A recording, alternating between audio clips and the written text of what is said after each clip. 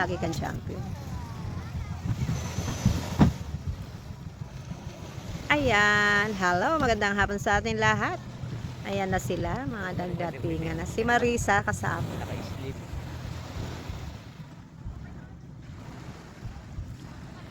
Ayan, nakakatuwa sila rito, bayanihan sila. Pagka may dumating na bangka, maraming tutulong para buhatin. Ayan, ayan sila, ang dami nila.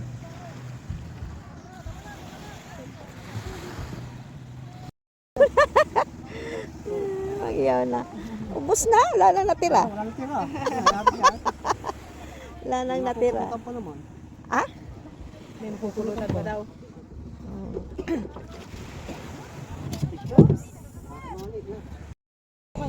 Oo nga, ayan yung mga tunay na ganun. Walang huli. Kaunti. O konti ang huli.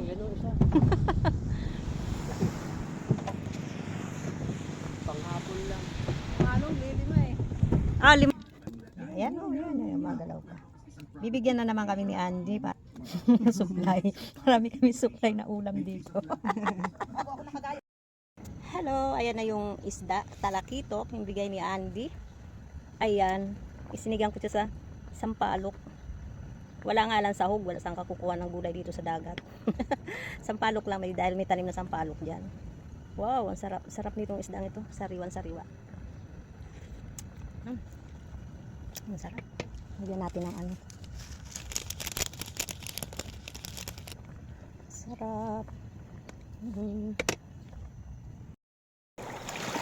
Hoy, ano nang ginagawa mo dyan?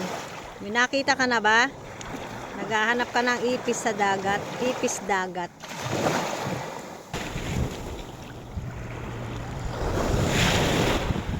Lamig. Malamig pa rin. Tanghali na malamig pa din. Yan.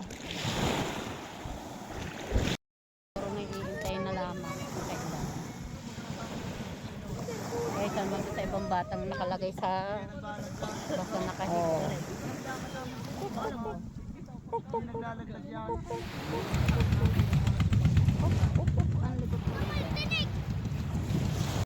Okay, natapos na ang maghapon. Talaga nag-enjoy kami sa maghapong ito. Talaga naman super sarap at super enjoy talaga kami ha. At syempre gabi na, natapos na ang lahat. Nakakain na kami. At syempre magna-night swimming tayo ha. Hindi natin palalagpasin na pag na-night swimming kahit sobrang lamig talaga naman. Pero ang sarap ilatag ng aking katawan diyan sa buhangin kasi mainit-init nga ang buhangin. Kaya naman nag-enjoy talaga ako. Okay, maraming salamat viewers, followers. God bless. Bye!